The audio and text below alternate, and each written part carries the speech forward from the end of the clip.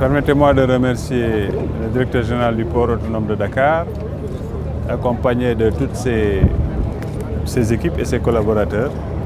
mais également les différents directeurs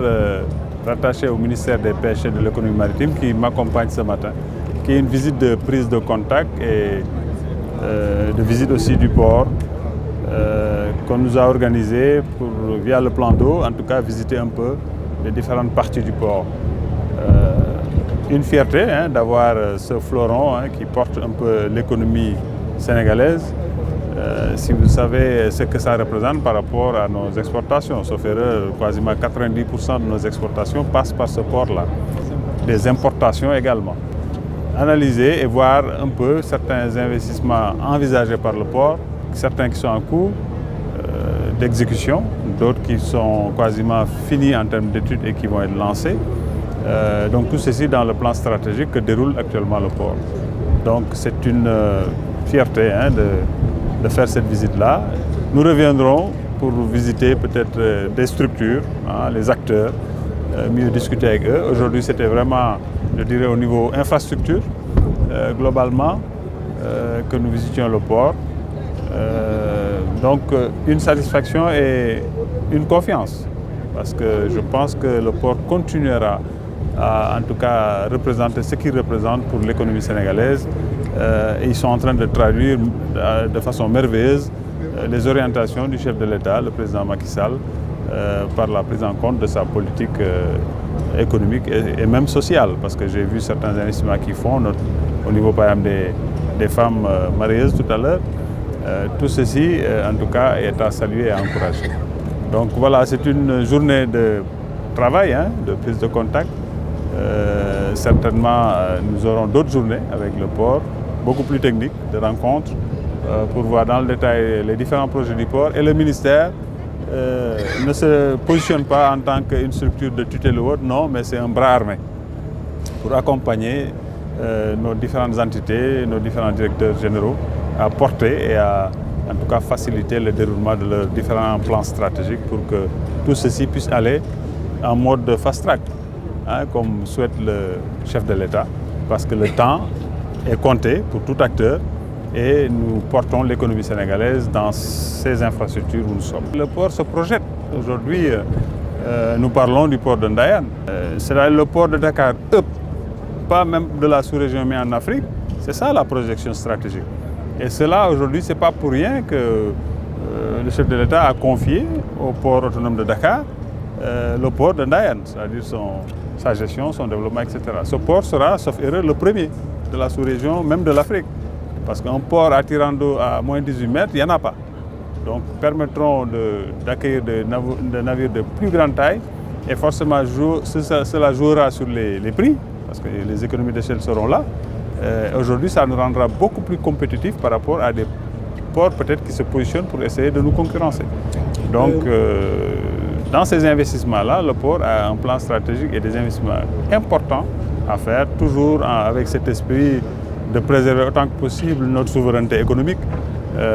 Donc, de ce point de vue, ils ont auprès de moi, je dirais, un partenaire de choix, parce que ce sera également, je dirais, une grille de lecture par rapport à tout ça. Mais rassurer, parce qu'il faut prendre connaissance de ce qui est en train d'être fait, comment le Sénégal est en train de se projeter à travers ses différents responsables et en tout cas celui qui définit la politique de la nation, pour savoir que le Sénégal, machallah, je dis ça parce que nous sommes quand même des croyants,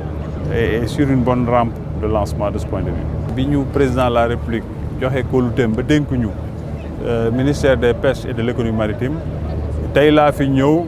ci visite de travail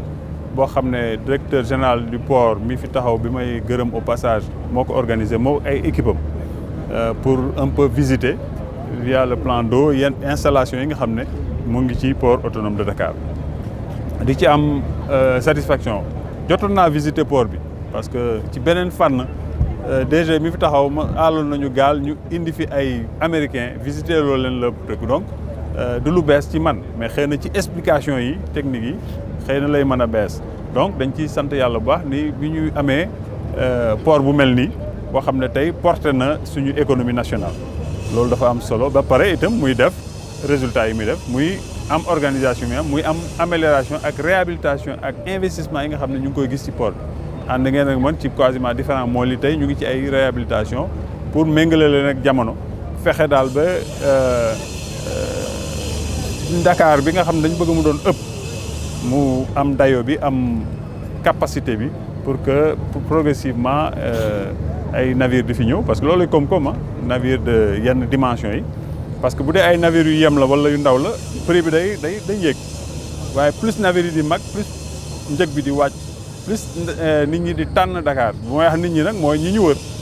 mooy dëkk yi ñu wër yoo xam ne ñoom ci économie la ñuy dox donc compétition day am bu Dakar gënee cher yeneen port yi mais dañuy dem ci yeneen port yi donc il faut toujours ñuy xeex pour que Dakar nekk ëpp boobu